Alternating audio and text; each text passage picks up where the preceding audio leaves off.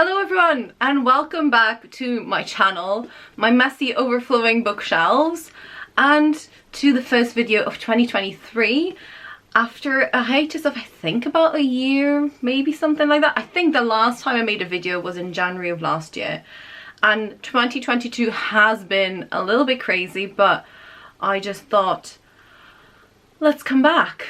And today we're going to do, first of all, my January wrap-up.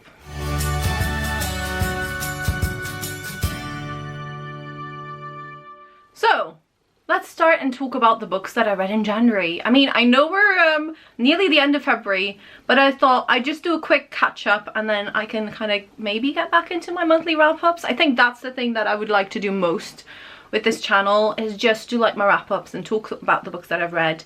I'm trying to read a little bit more for myself this year because I've been reading so much for work. But yeah, I think I had a good start. I read 3 books in January and then I started another one and then I kind of finished it like just at the start of February and I was like but first of all is The Luminaries by Susan Dennard.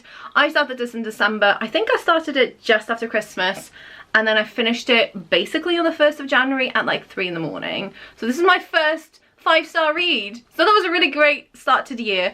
I will be on the blog tour for this book, the UK blog tour, so there's going to be a longer video, so I don't want to talk about it too much, but there'll be a longer video coming out on the 2nd of March, so that's going to be my stop, so look out for that. I loved it. 5 stars.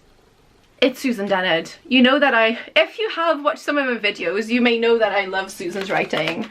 And I love her books, and this is like a great kind of return to like teen YA for her.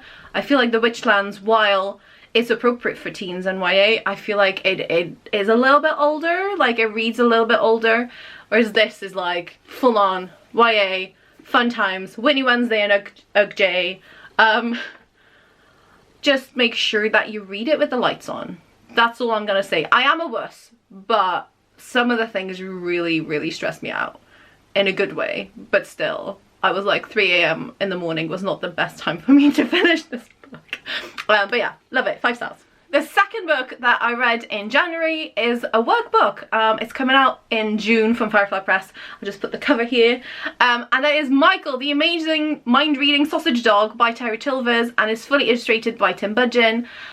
I really like this book. This was a reread for work, so I had read it before, but this is like I read like the proof version now, because I'm working on the campaign for it. And this is about Michael, who's a tiny sausage dog who wants to become famous. And the only dog in his town that ever became famous was like a chocolate Labrador that can like balance peanuts on her nose. And Michael's like, I need a better talent than that. And so he finds out that he can read the minds of other dogs.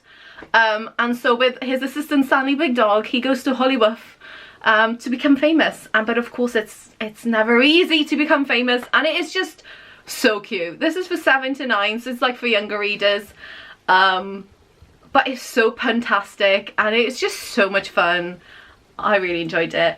I usually don't read that much like 7 to 9. I usually read like middle grade and older as like the age ranges that I like to read. But oh, this one was so much fun. So if you know anybody that's 7 to 9, or you just like fantastic dog books, then this is gonna be your book. Also, look at that cute cover. He's got a sparkly waistcoat. I love it.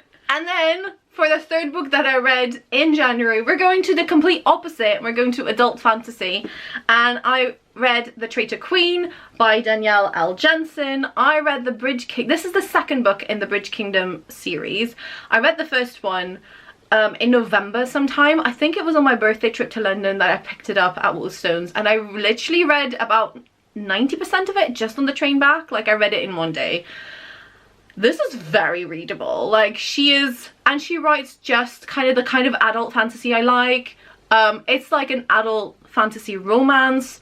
But I think last book and this book like each has like 1 or 2 sex scenes in it. Like it's not sex all the time, which I really liked. It really is a fantasy book with romance in it, which I really liked about it. This is the second book. I can't tell you too much about this without spoiling the first one, but so the first one is just about Lara, who's been trained as like an assassin her entire life. hidden away by her father, and who's the king of, I need to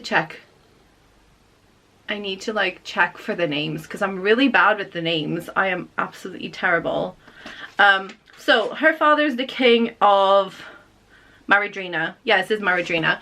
And so she gets selected. Well, she kind of selects herself to become the queen of Ithacana, who's this rival kingdom who basically controls this bridge between the different continents, and it kind of controls all of the trade, especially during storm season. And so she is kind of sent as a spy to kill him and to kind of help her father take over the bridge and the whole kingdom. So that's kind of the setup. But of course, I told you this is a fantasy romance. So it's told in dual POV, both from Aaron, her husband, and of Lara. And this is the follow-on. And at the start of this book, I don't want to tell you much more, but you know, they have to kill each other. Well, she has to kill him and he shouldn't trust her. And this is book 2. I just read it really fast, okay? I think I read this in a couple of days. These books are very addictive and very readable, and I really enjoy them. And I think the world building is done really well. The characterizations are done well. I mean, the contrast, like the dual POV does mean that you're like, just talk to each other, and like, but you understand why they don't. You know, it's not like oh, if only they'd spoken to each other in like this low level, like not crisis situation at all. Like this is crisis situation. They're both in crisis situation at all times. And, you know, you can't really speak to people that way. Like, yeah. I just really like them. And if you like adult fantasy romance with just a couple of spicy scenes and not sex all the time, you should read this because I think it's really good. Danielle is really good at building tension, romantic and sexual tension, and I very much enjoy reading that. So there you have it. That's just a quick overview of the books that I read in January. I can't believe we're nearly March right now. I don't know where these first couple of months have gone to, but they've gone by really fast. So do let me know down below in the comments if you've read any of these books, and if you haven't, which ones of these would you like to pick up? It's been really nice to just kind of be back and to be filming, which is kind of strange but really fun at the same time. So I am hoping to also do a little bit more TikTok, but we'll see how that goes. But I thought I'd start off at my channel here because, yeah, it just kind of feels like coming home a little bit. So thanks so much for watching. Don't forget to subscribe, hit the notification bell, because we all know that I don't upload regularly, so you might want to get notified. Thanks so much for watching. Talk to me in the comments, and I'll speak to you all very soon. Bye bye.